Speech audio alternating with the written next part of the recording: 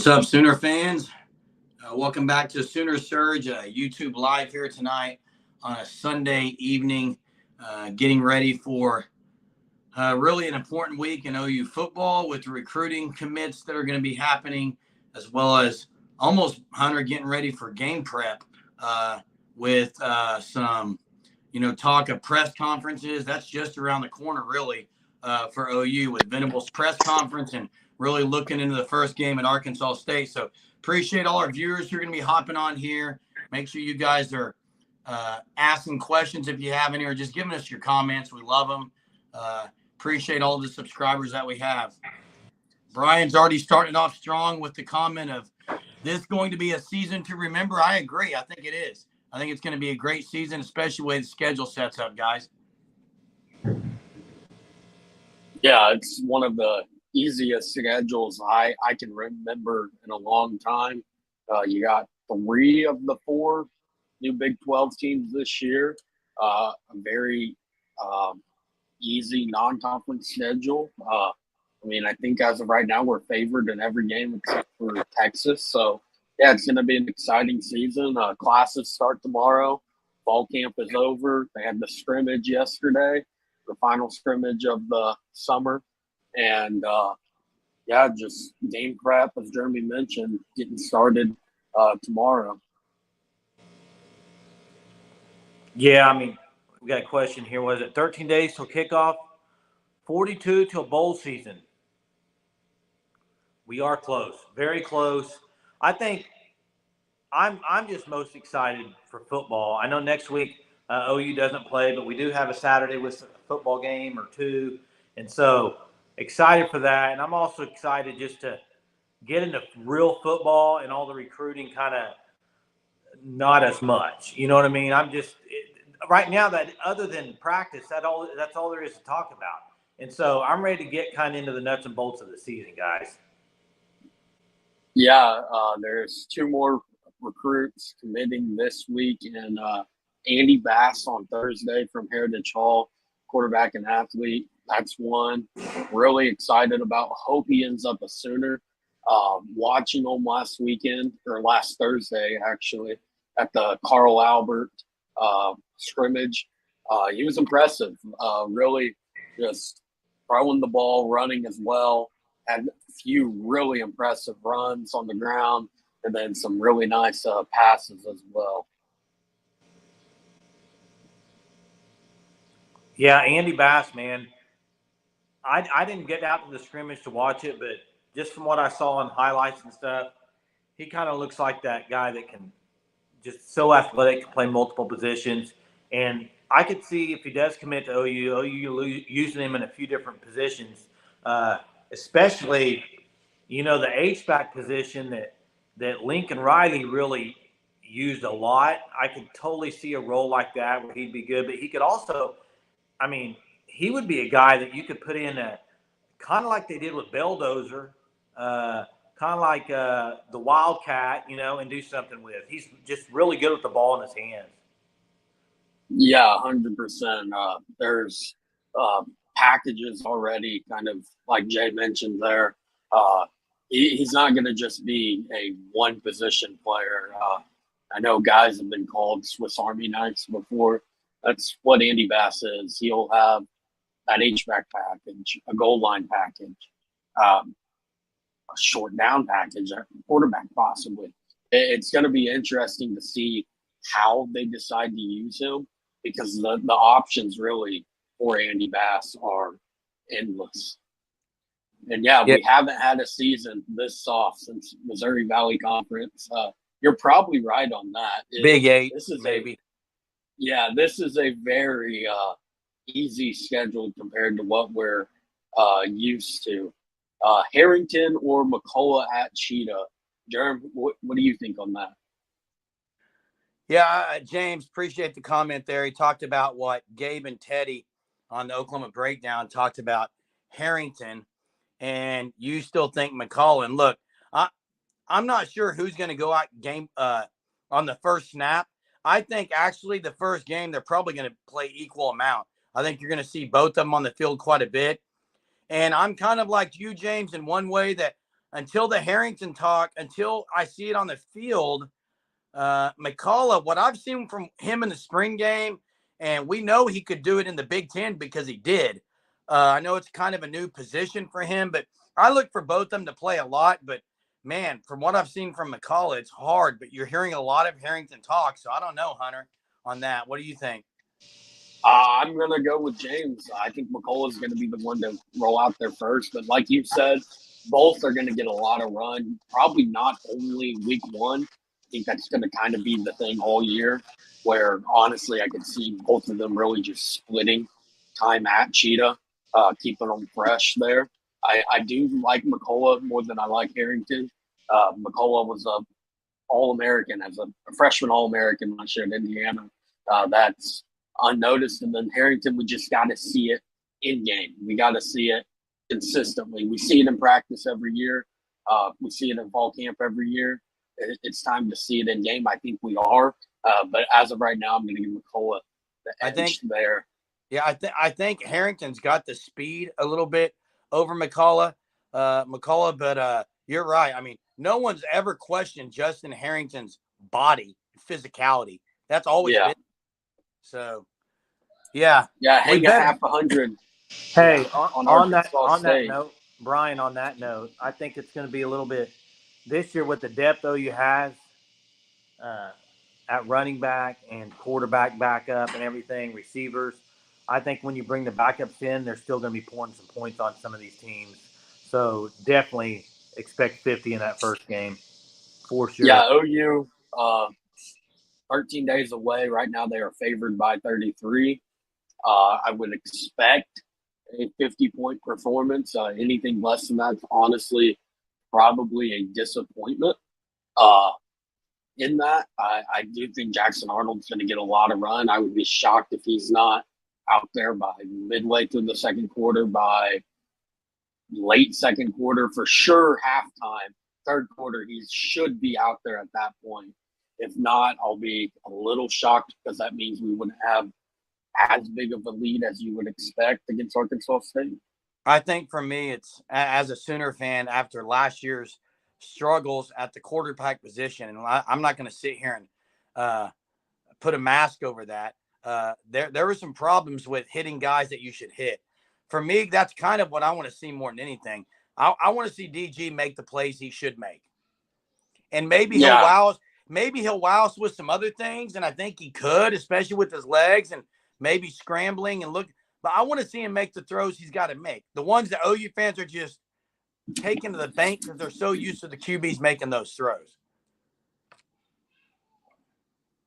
Yeah, Jaron Kanek, he's another one that could really have a breakout year. You would think he's, once the two deeps announced, it's going to be Jaron Kanek lining up next to Danny Stutzman. Even if it's not, he will, again, get a lot of run. The rotation at linebacker will be there this year. Yeah, and one thing I'll say about Kanek, Dalton, I agree with you 100%, and Brent Venables does too, because if you've listened to Venables in some of these post-practice interviews, last year he wasn't talking about Kanek and Stutzman the way he is this year, if you've noticed. Like, he was hesitant last year to talk about those guys and how much they really knew the defensive schemes, and this year he's used it over and over and saying that the game's slowing down and they're speeding up. So I think if BV is talking about it, really, then I think it's really, we got a lot to look forward to in Stutzman and Kanek for a couple of years. Yeah, Cameron again hit them out routes. I think Dylan Gabriel is going to improve really in everything. The out routes, middle of the field throws. He's just got to be efficient. The weapons are there for him. This is obviously a lot of it is an experience at wide receiver. There's that question on who will be the wide receiver 3, but the talent is there. That's like known. There is talent in this offense. So I think, I really, last year I was pretty harsh on DG at times, but I expect a big year for him. I think the second year leap at OU will be noticeable for Dylan Gabriel. Yeah, I think any Sooner fan has to understand that he's got to be better than he was, and he knows that too. And Levy knows that. It's the down the middle of the field, I think, is one of the, and being able to make his progressions and stay in the pocket. And a lot of that's going to depend on the O-line. They struggled at times last year, guys. They were hit and miss. He was running for his life a couple of times, so a couple of games. So I think that is a major factor. And again, I'm going to say it. And Rouse, Savion Byrd, and Guyton are playing on Sunday. If they're playing on Sunday, that's 3 of your 5 that are pretty dominant up front. There's no reason this line can't be great. Yeah, this offensive line should be one of the better ones when you look at that. Like Tyler Guyton will probably – there's already talks of him as a first-round pick come April. Savion Byrd, Walter Rouse, like Jeremy said, those guys are going to get drafted day 2, day 3 guys there. If they have a really big season, they could bump up even higher, obviously. But, yeah, the improvement on the offensive line should make Dylan Gabriel more comfortable. When he's more comfortable, he should be more efficient this year. Hey, I got a question for y'all and the people watching. Is it weird to you that we've heard nothing really about the quick tempo offense this offseason? Has anybody even talked about it with Levy? I actually, now that you said that, I mean, last year that's all we heard about, and I know it was new last year. But I kind of think they're going to slow it down a little bit, personally. I think they will slow it first. down, but at the same time, there's now depth to where the defense can kind of catch up because you can rotate guys in and out. Last year, you couldn't. Like, it was the guys that were out there, they were out there pretty much the whole game. Danny Stutzman was playing almost 100 snaps per game. Defensive line guys as well. There was very little rotation. Now you have the rotation. I mean, just looking on like edge, linebacker, even defensive line, quarterback, the entire roster on defense, there's can be arguments made for guys that are going to be on the 2 deep. So I could see them. I know Cameron's saying they're going to mix it up in situational. I agree with that. I think they are going to kind of keep it on their toes. I would kind of at times think they are going to like open it up like fast pace. Like we saw it last year in Bethel. It was like a 1-minute drive. I think the first score of the game, they put up 28 in the first quarter. So I think they are going to open the game up quick, kind of slow it down at times, and then pick it back up. I think BV and Levy had conversations over the break, guys, and we talked about it some last year with Venables. Even on time management wasn't his best. I think he had those self-checks, evaluations, and I think Levy is going to kick it back a notch every now and then. You have to. You don't. Those teams aren't winning national titles. I mean, those teams that are scoring in a minute. I hate to say that, but you got to get a little breather sometimes, and I think they will this year. Talked about a template. James is talking about the template of the bowl game. Run heavy, slow it down when you need to, rotate your guys on D. That is definitely something that was done in the bowl game that was not shown throughout the year last year. And this team can be run heavy. There's nothing saying they can't be run heavy. They have the guys to do it, and slowing it down and rotating the guys on D we know is going to be there because of the competitive depth. Yeah, looking at that running back room, I see 2 1,000-yard rushers this year possibly, and Devontae Barnes and Gavin Sawchuk. So the ability to run the football is definitely there. And that's what helps in Jeff Levy's offense is it's fast-paced. Yes, he has one of the fastest offenses in all of college football. But the past 2 years, he has led both conferences he has been in rushing yards. SEC in 21 at Ole Miss, and then the Big 12 at OU last year. I'm with you, Hunter, on the 1,000-yard rushers. I think last year, honestly, I think they could have ran the ball more. Had they, we saw what Sawchuk could do in that bowl game. I know they waited to use him there because he didn't play a whole lot at all really early on in the season until that bowl game. But I think if they won last year, I think if he would have been playing, they could have had a lot better running game. I just think, with Major's injury last year, You had Barnes. I think Barnes was banged up a little bit. And then you had Gray that was basically your main guy. But I think this year I would say three guys. I would say Barnes, Sawchuk, and don't sleep on Marcus Major. I'm serious. I'm kind of agreeing with Jeremy on this. But then you also have guys like Caleb Hicks who can definitely play ball. Tolly Walker, seen him shed multiple tackles at scrimmages and practice. I mean, so there's a lot of depth in that room, and I don't see why they couldn't have 2,000-yard rushers. I really don't. Well, especially if they're going to be run heavy. Well, heavy. Here's the deal. Said that he wants to run the ball. Well, here's the deal. OU's going nowhere if they don't get better on third down. They were horrible on third down on both sides of the ball. They were horrible on offense on third down last year. It was the worst third down offensive third down conversion in I don't know how many years with OU. Part of that was the quarterback play. Part of it was they were in a lot of third and longs last year, I think, and on the offensive side. So I think run heavy helps that. You're going to probably be at 3rd and 3, 3rd and 4 if you run the ball well. So it's easier to pick up if they're run heavy than on defense. They should automatically be better on third downs, on stopping third downs, just from the competitive depth fact alone. I 100% agree with this right here. And that's one of the things, like, from the Cheez-It Bowl, that was one of my biggest takeaways. Like, Gavin Sawchuk looked like I was watching Rodney Anderson back out there. He's a smaller Rodney Anderson because he's not near as bulky and tall. But he's faster. He is faster. But the comparison I think that Cameron and what I saw in that bowl game was just the center of gravity he has and the way that he's able to keep his body off the ground. Like, Rodney Anderson was unbelievable. When it looked like he was going down, he'd stick a hand down. He'd be back up running the ball again. I think that's what Sawchuk offers. Well, and one thing I think that Sawchuk did extremely well that you don't see a whole lot of freshmen do, very patient.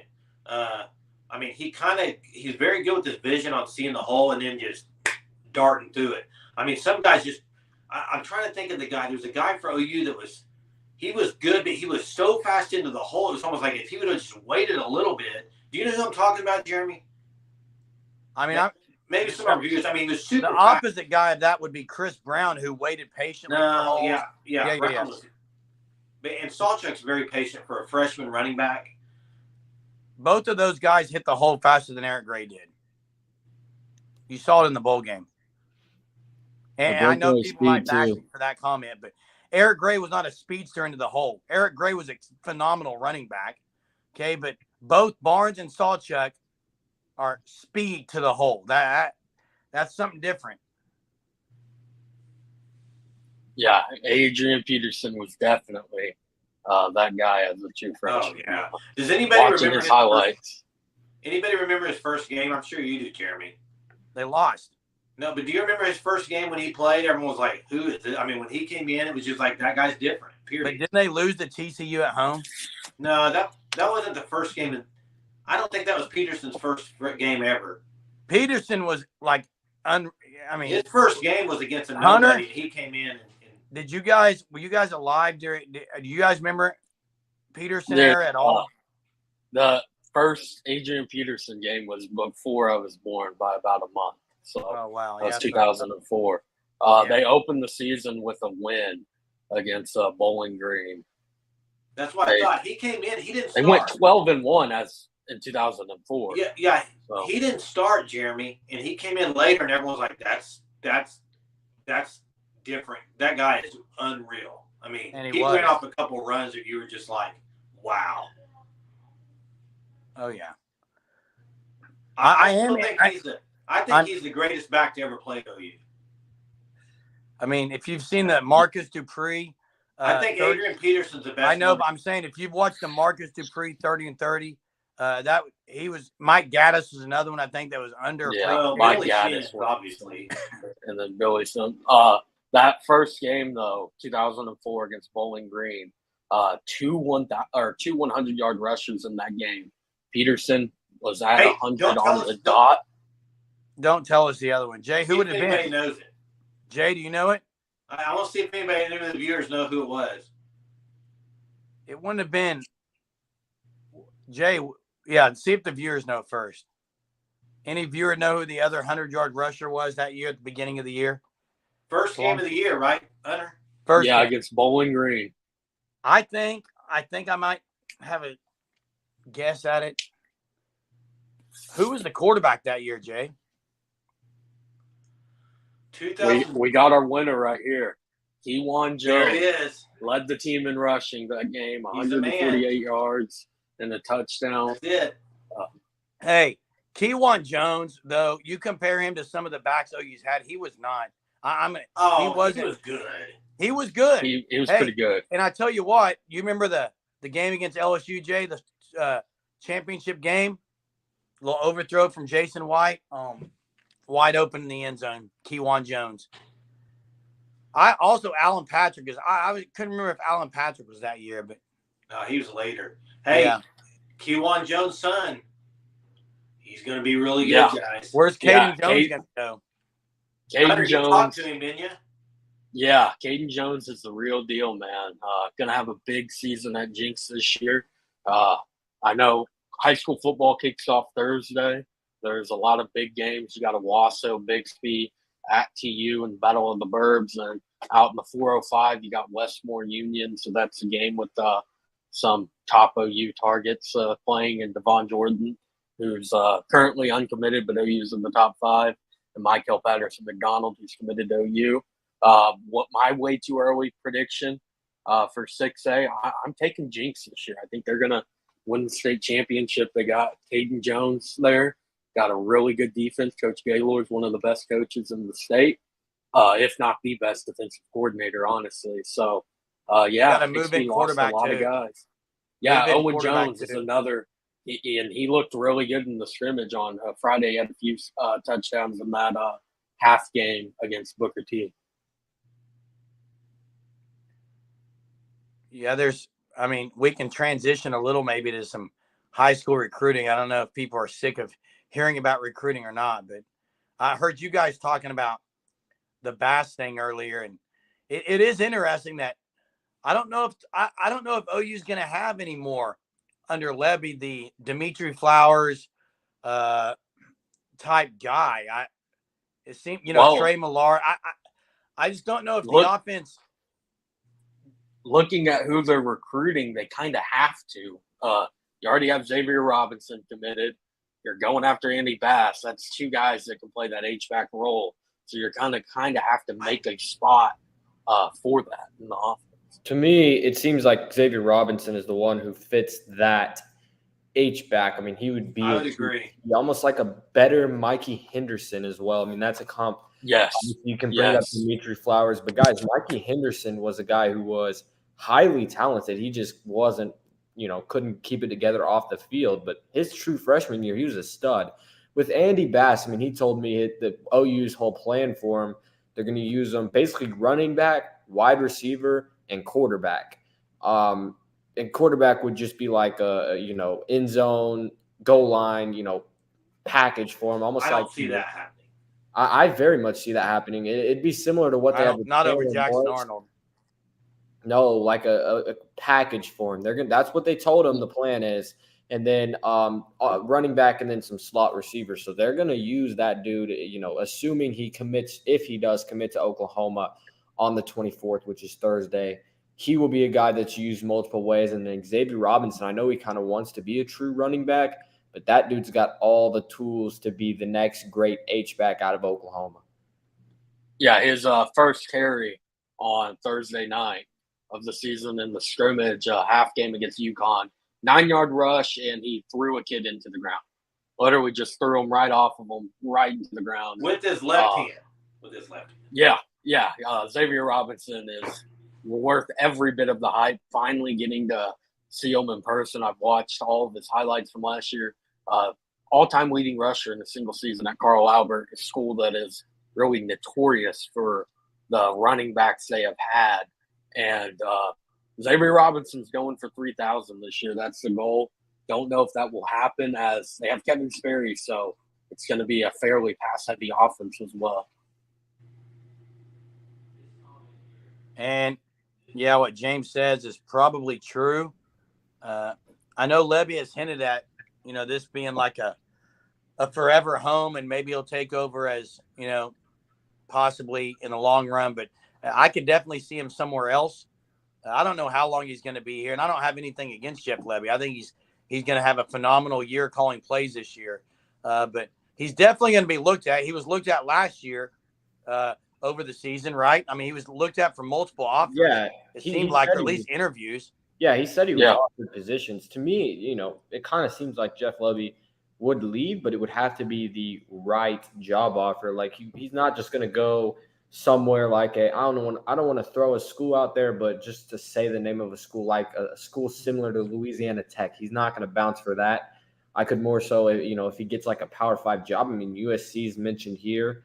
If he gets a job like that, then I could definitely see him leaving, and then you would have an interesting decision for BV on who's going to be the OC. Hey, I got an interesting take on some of this coaching stuff. Is I think the tenures of coaches are getting ready to go down, and because with NIL now a part of it, okay, you're going to have coaches go to a program, and if they're not winning right away and people are paying money, donating money for players, I can see the hook on some of these coaches is not going to be. I think it's already dwindled some, but I think it's going to get worse. I think. You mean like they so what I'm saying by this is a guy like Lebby to jump to go to another school that maybe is not a great school. I think you're going to see less of that, because if you're getting paid good money and could be an OC and not have to deal with all the other stuff with NIL and everything involved with it, then I think you're going to see more people maybe stay longer as coordinators. That's just my personal opinion. You may bash me. Yeah. And Jeff Lebby, it's worth noting, he is in top 5 of the highest paid assistant coaches in the country. He's making a lot of money. Some places that's head coach money. Brent Venables really took a pay cut when he came to OU compared to kind of what the market is right now for a head coach at a blue blood school, so that he could pay his coordinators what they need to be paid so that they stick around for a while. I think obviously Jeff Lebby will at some point probably want to be a head coach. I can't speak for him on that, but you would have to think that's going to be the goal at some point. I think it will be a ways down the road. I think he really OU's his alma mater. He likes it here. I think he likes that coordinator role. And the money there as well is very, very good.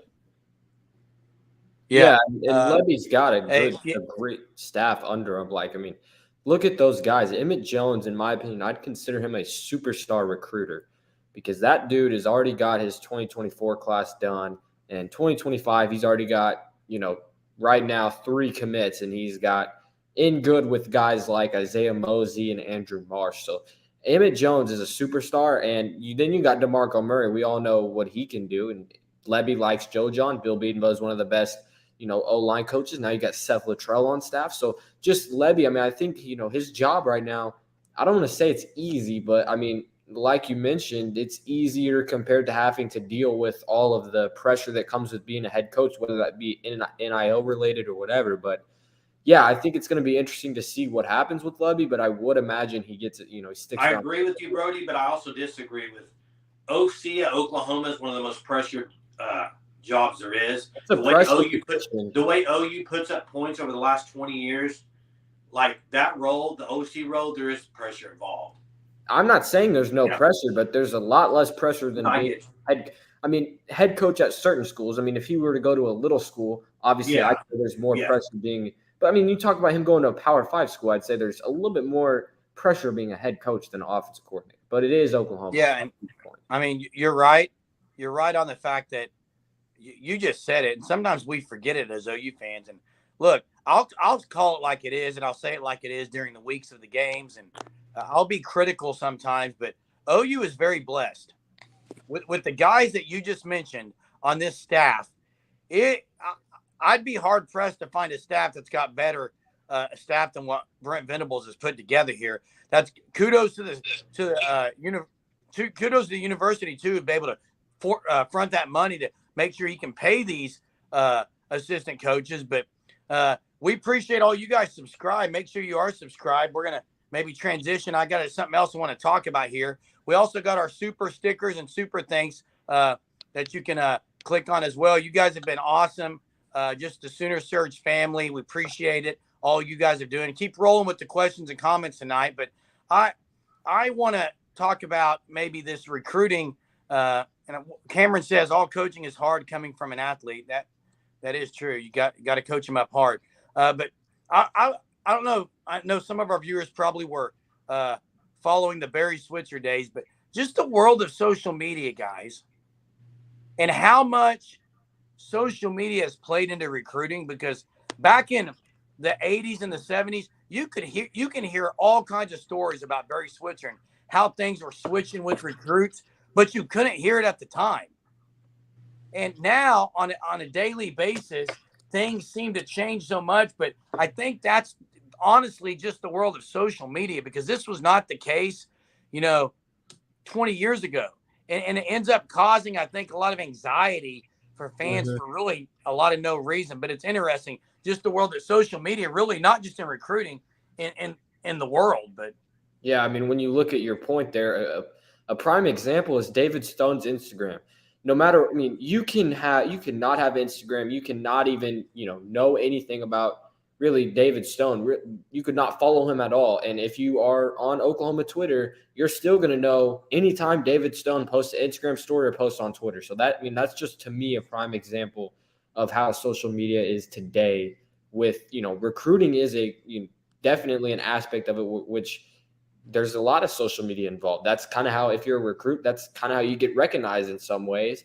So that's how coaches will reach out to you in some way. It's just crazy how much, different social media apps play into recruiting, whether it be from the recruit's perspective or from a fan's perspective.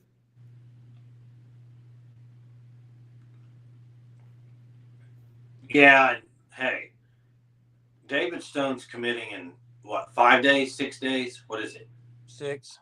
What day are we on? Sunday? 5 from tomorrow. 6 days. Yeah. So, I mean, that's the elephant in the room. That's what everybody's talking about. That's what they're going to talk about all week. That's all anybody's going to talk about all week is David Stone going to commit to OU? And I don't think you can go day to day thinking about that as an OU fan. To me, if it's going to happen Saturday, it's going to happen. If it doesn't happen, then it's a massive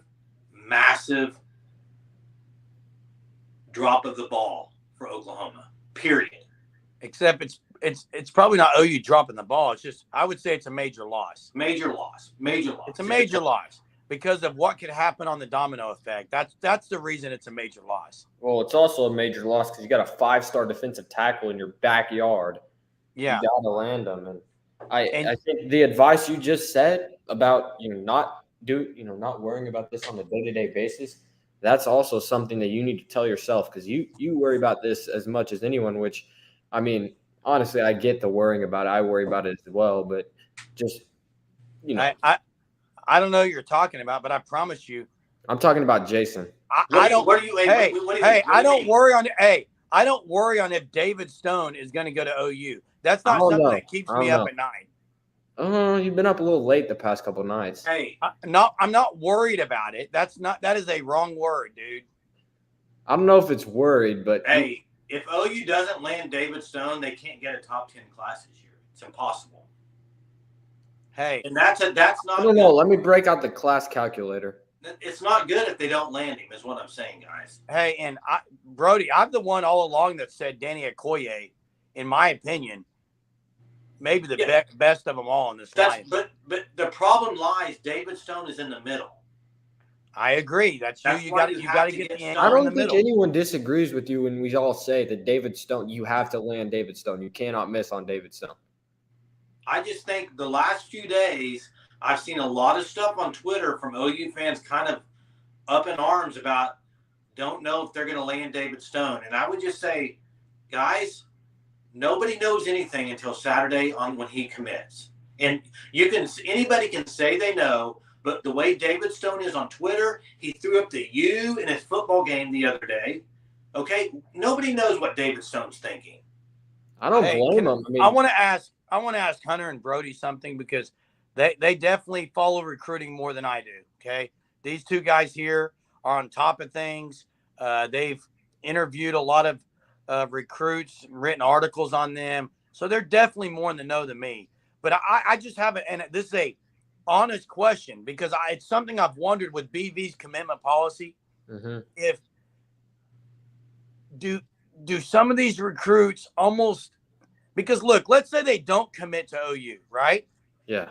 They know they can probably still maybe sign with OU. But if they do commit to OU,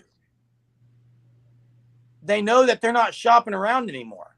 I guess is what I'm trying to say. So to commit somewhere else, not a big deal because I can go to OU and sign. I'm going to sign with OU anyway, right?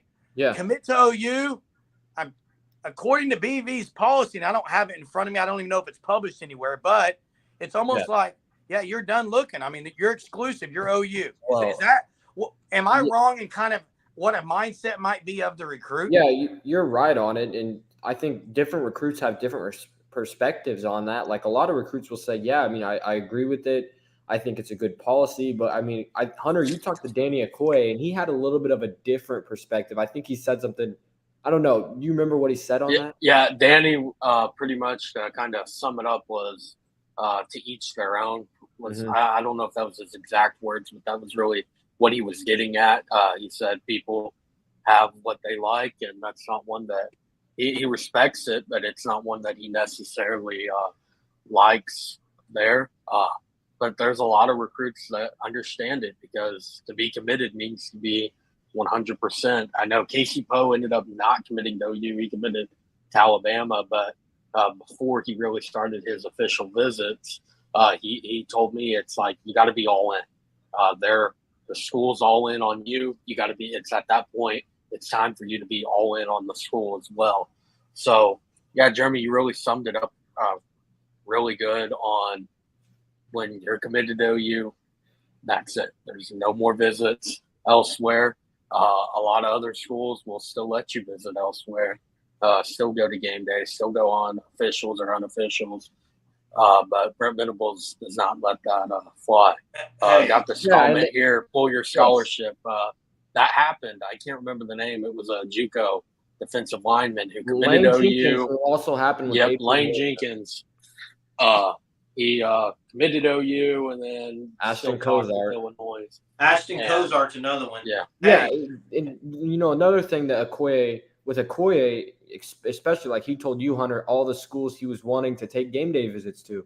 So I think that's another part of it where it's like, okay, maybe Okoye or any recruit was ready to commit to Oklahoma, but they still would like to go see what the atmospheres and the game days look like on different other schools. That's going to be a reason why you're not going to see, some guys are going to choose to wait until November, October to commit, as opposed to some guys will just, look at the 2025 class. These guys don't care about the visit policy at all. The 5 of them committed. They say, I don't care. I'm all in. So yeah, I think this comment is good with it. Some guys just want to go, even if they're don't want to go to the school, some guys just want to take visits to the school and, free trip. Hey, I completely understand it, but yeah, at the end of the day, these are 17, 18-year-old high school kids. They're trying to have fun.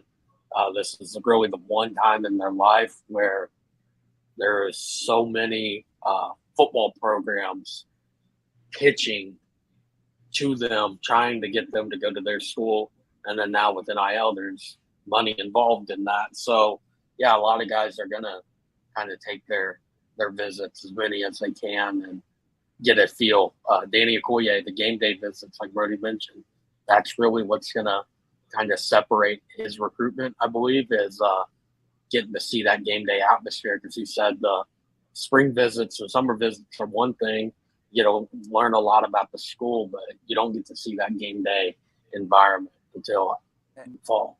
Yeah, but hey, one thing about that, in my opinion, when you're comparing visits to, in your top 5 would be like Alabama, Texas, OU, Georgia, all the game days are great. You're fooling yourself if you don't think every one of those game day atmospheres would be out. It's not always about the game day atmosphere. I talked to a recruit today who said he wanted to see how Todd Bates coaches. Like, he wanted to see how I could see that. that coach is coaching in person, because you might be able to, like, I mean, you can. It's one thing to just see how your future coach is going to coach on a game day. So I think that's also a perspective of, like, yes, the game day, the atmospheres are all going to be great, but you also get to see, okay, this could be me in 1 year in these type of shoes. This is going to be who's coaching me. This is going to be where I'm playing. So I think a lot of it, I mean, the game day visits have to be, a great experience. Hey, on Stone, I'm just going to ask a question. If OU does not land Stone, fill in the blank. It's because of what?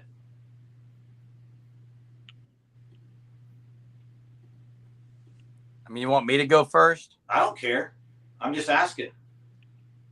Look, and again, I'm not in the whole. I don't have like Hunter and Brody. I know are in this more, but what I was going to say about what I'll fill in the blank. Hey, Jeremy, before you answer it this way: if they land Stone, it's because of this. If they don't land Stone, it's because of this.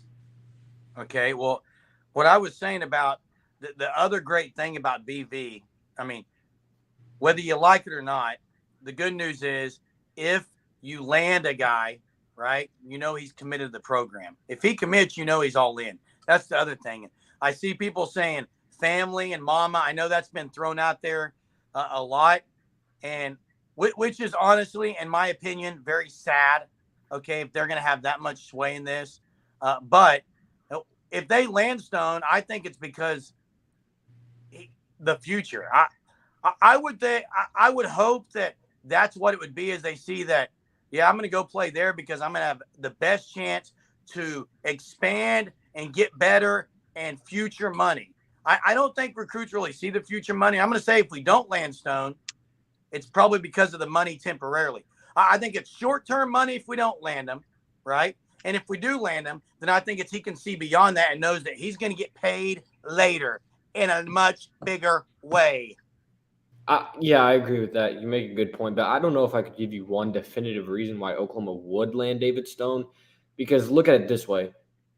And in my opinion, you can make this argument that if the mom is going to be the reason he goes to Miami, then if he was going to go to OU, the reason would also be that because the mom became, okay with it. Or you can make that argument. Relationships, not just with coaches. His best friend, Michael Patterson McDonald, is an Oklahoma commit. Jaden Jackson, who, by the way, guys, Stone played a big part recruiting him to Oklahoma.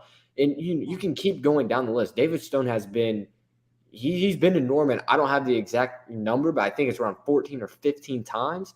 You're correct. He's from Oklahoma. He's from Del City, Oklahoma originally. He's been, just the amount of times he's been to campus, the relationship with Todd Bates, Coach V, NIL. That would be a reason for Miami. That'd also be a reason for Oklahoma. And then Jeremy mentioned the long-term money as well. So I think there's a lot of different factors as to why Oklahoma could land him.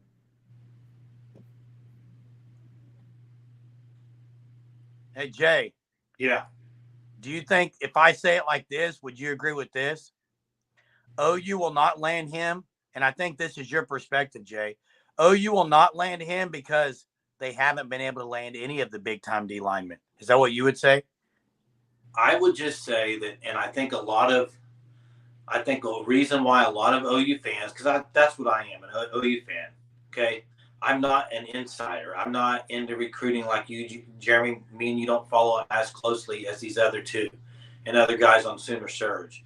But what I would say is I think a reason why a lot of OU fans, because we're coming on a week away, and if you look at any recruitment at a 5-star defensive lineman over the last, 5-10 years, when it gets this close is when it usually slips away.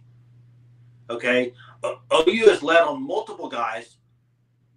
In fact, on David Stone, I feel like OU's led for 2.5 years. Now it's getting close to commitment time, and OU fans are starting to.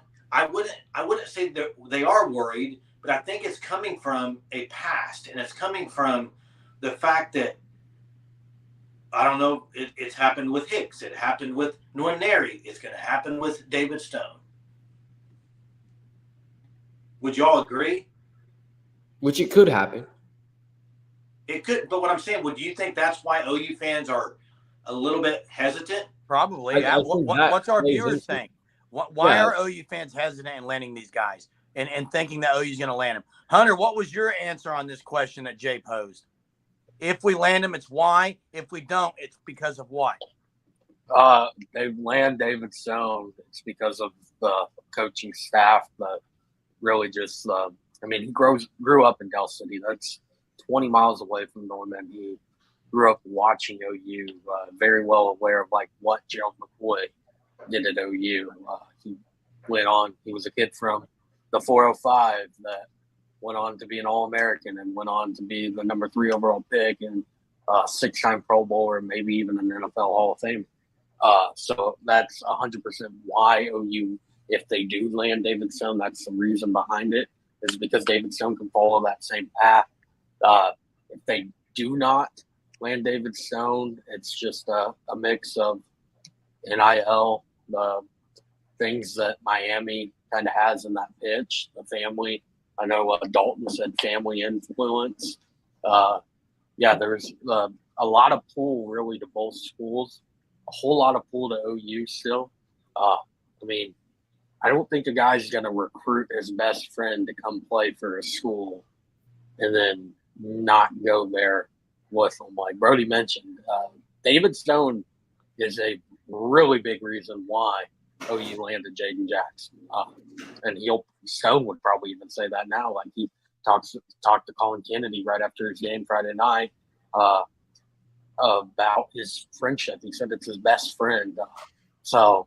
And they talk about this stuff a lot. So yeah, it's just there's way too much pull of David Stone to OU for if it weren't to happen to just I don't even know how to describe it. Yeah, yeah. Hey. And another thing about that Jaden Jackson thing that's so intriguing to me, Jaden Jackson, his OV was on the 19th.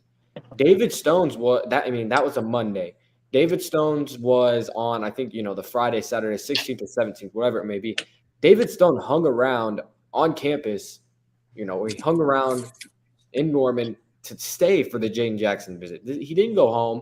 He stayed to make sure that, Jackson had a good visit and all that. So David Stone has also been in the Michael Patterson McDonald, him and, they got there like 4 days prior to their OV. Yeah.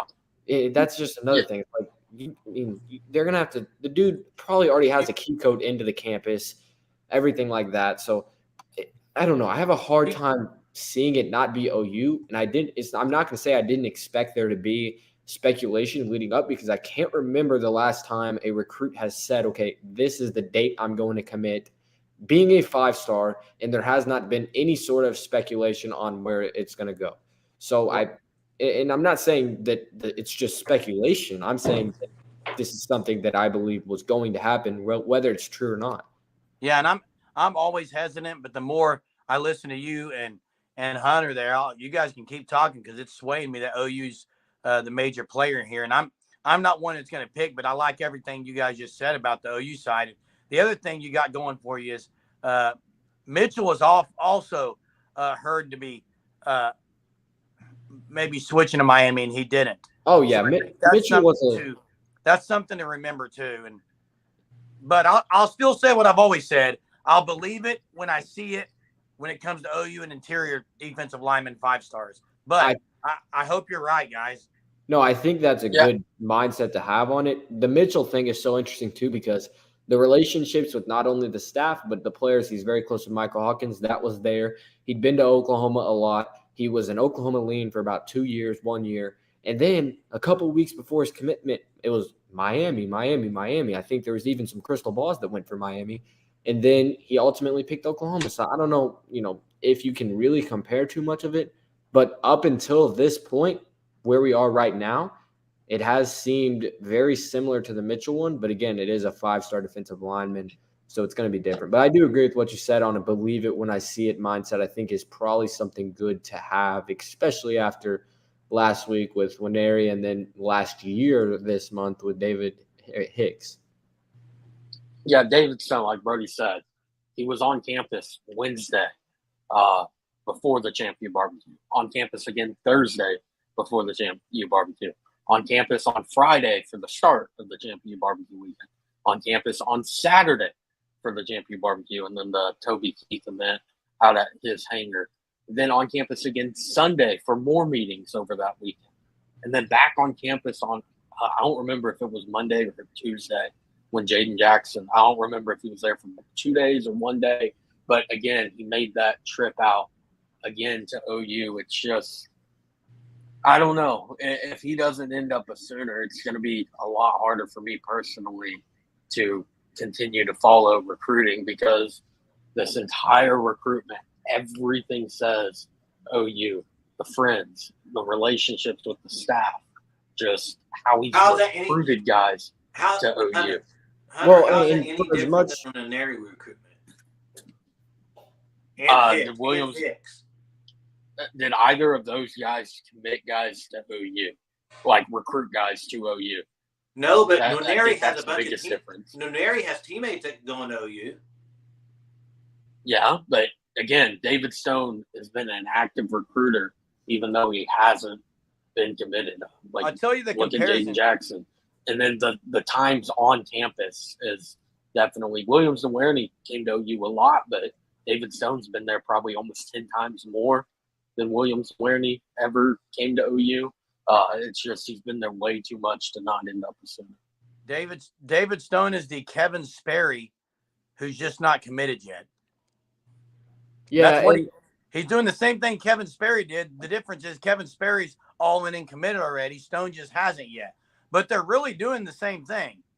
Well, and I think David Stone isn't even – we haven't even reached the full potential of what he could be as a recruiter because he's not committed. David Stone is going to have huge effect if he does commit to Oklahoma, and it's going to be huge not only because you're landing a 5-star defensive lineman, specifically a defensive lineman in the middle, but you're landing one who has already showed he can recruit, and then everyone wants to talk about his presence on social media. Imagine you got that presence on social media working in your favor. But I think as much as, me and Hunter can sit here and everyone can sit here talking about, what Oklahoma has going for him, you got to look at it from what Miami's got going for him. If they got the mom, if they got the parents, that's going to be hard to beat. Okay. If they got the parents, that's going to be hard to beat. First of all, and David Stone is from Oklahoma, but where's he at right now? Florida. Where's Miami's in Florida? So they have that. It is Miami. Look at it from the perspective of a 17, 18-year-old kid. Miami, compare that to Oklahoma, and that might be – people may not like that, but I think in some people's eyes, Miami is a better, more fun place to live depending on what you want. But beach house in Miami would sound pretty nice, I guess. But, that's another thing Miami has going for them. I don't really know what they have going for them on the field and long term, but Stone's probably going to make the NFL regardless of where he goes to college. So I think that long-term money is there. But yeah, it's Miami. They're going to have a big NIL package, not saying OU isn't, but Miami's going to have a big one because this is something that Miami needs. Like their program, I think, is on the downhill trend. If they could land David Stone, they could also see the effects of David Stone's recruiting abilities work in their favor as well. Yeah, if you want to kind of lay out what Miami has, they have the U. It's all about the U. It's a flashy school. Do they still have the turnover chain there? That's another flashy thing they have. Coaching-wise, you got Jason Taylor. He's a Hall of Fame defensive lineman. You're kind of looking at what OU has with Todd Bates, Miguel Chavis, 2 really good defensive line coaches, 2 of the best in the country.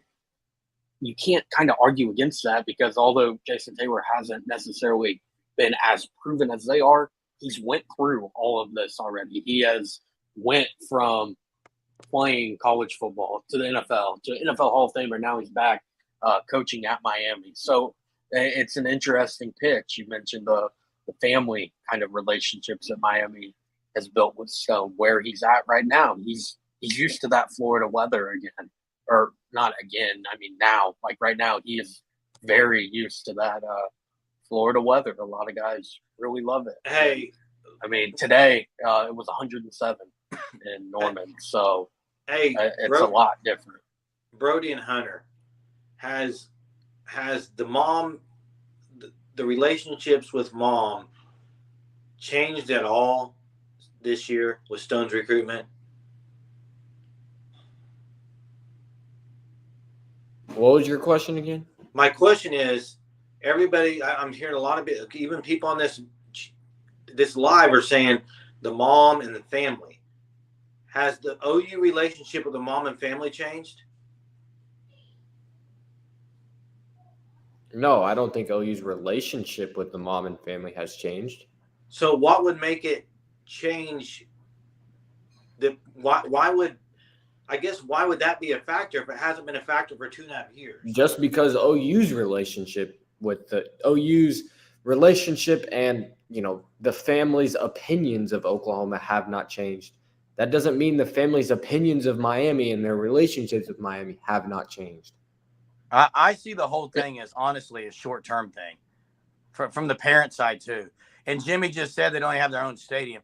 I mean, if you think about it, everything that Miami is offering, and the Jason Taylor thing, I'll give you that. That's an interesting thing. That's an attractive thing probably. But outside of that, it's all, what can you give me now? Help me now. I want comfort.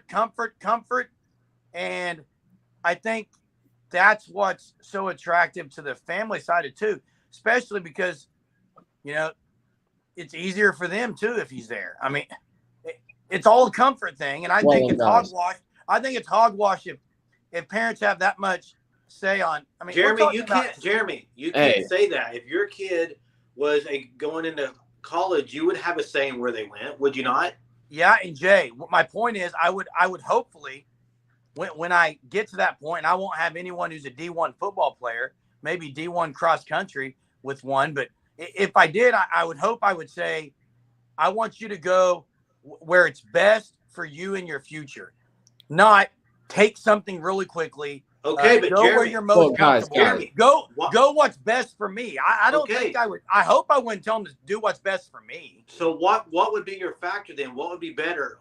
How do you know OU or Miami's better for your future? Well, I'll just say what I would do, and I'm not bashful about it. As a Christ follower, I'd go with whoever's going to be lined up more with that belief system for me personally. Yeah, and I agree. And I would hope that the culture and the faith and that aspect is where my son would choose to go, because that's what he's kind of been grounded in. But it seems like parents a lot of times are trying to make decisions for their kids and not really in the right way. It's just crazy to me. And guys, you want to know about Miami's football program and the state of it right now? You don't look no further than what Brent Venables said about them. He said 6-7, none of it's any good. But had we gotten blown out by Middle Tennessee, had we gotten beat by Florida State 45-3, the conversation would be probably a little bit different. So you don't have to look. That quote accurately sums up where Miami is at in comparison to Oklahoma. And just wait when Stone commits to OU next Saturday. That comment's going to be thrown out there a lot from OU fans, right? Yeah. What comment? About Miami. Oh, yeah, for sure. Hey, why would you want to choose to play in the ACC over the SEC too? That's another thing. Because you're going to probably be in the playoff. There's no one in there outside of Clemson. Well, it's a 12-team playoff. There's going to be probably now with it going down to a Power 4, maybe even Power 3, like 5 SEC teams in the playoff. So, and 1 ACC team. Right. The conference is still around at that point. ACC.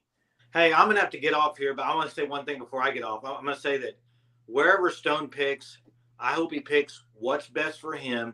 I hope he's happy wherever he picks it. I'm not, like I've said before, I'm not bashing any kids. These recruits, it's wherever they want to go.